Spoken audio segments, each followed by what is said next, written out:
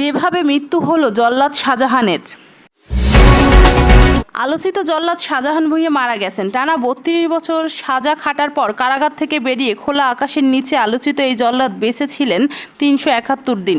সোমবার রাজধানীর Suhrawardy medical college হাসপাতালে চিকিৎসাধীন অবস্থায় মারা গেছেন তিনি। মৃত্যুকালে তার বয়স হয়েছিল ৭৪ বছর। রোববার গভীর রাতে সাভারের হেমায়েতপুরের একটি বাসা থেকে শাহজাহানকে সোহরাওয়ার্দী হাসপাতালে নেওয়া হয়। সোমবার ভোরে সেখানে কর্মরত চিকিৎসক তাকে মৃত ঘোষণা করেন। শেরেবাংলা নগর থানার উপপরিদর্শক এসআই মশিউর আজম ভূঁইয়া এসব তথ্য জানান। এদিকে গত ১০ জুন সাভারের হেমায়েতপুরে বাসা ভাড়া নেন শাহজাহান। সেখানে থাকতে শুরু করেছিলেন তিনি। ২৩ জুন দিবাগত রাত ৩টার দিকে তার বুকে ব্যথা ওঠে। পরে তাকে সোহরাওয়ার্দী মেডিকেল হাসপাতালে নিয়ে আসেন ওই বাসার মালিক আবুল কাশেম।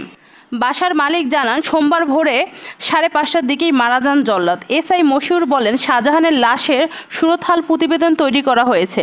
লাশ ময়নাতদন্তের জন্য শহীদ সোহরাওয়ার্দী মেডিকেল কলেজ হাসপাতালের মর্গে রাখা হয়েছে। জল্লাদ শাহজাহানের মৃত্যুর বিষয়টি নিশ্চিত করেছেন তার বোন ফিরোজা বেগম। তিনি বলেন, বেশ কিছুদিন ধরে ঢাকার অদূরে হেমায়েতপুরে থাকতেন আমার ভাই।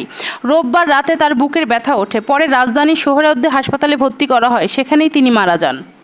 ফিরোজা বেগম বলেন, ওই দিন ভোরে ৫টার দিকে আমার ভাইয়ের মৃত্যু হয়। হাসপাতালে তার মরদেহ গ্রহণ করেছি আমি।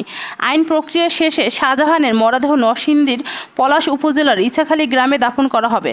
বাংলাদেশের ইতিহাসে সবচেয়ে বেশি দিন ৪৪ বছর কারাগার শেষে ২০২৩ সালের ১৮ জুন মুক্তি পান প্রধান জল্লাদ মোহাম্মদ